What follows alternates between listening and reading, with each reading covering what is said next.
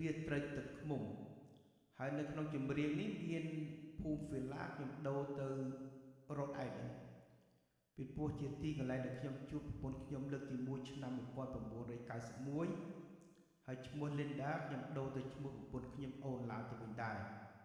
ហើយរូបទាំងអស់នេះថតនៅខេត្ត7ថ្ងៃទី15ឆ្នាំ2023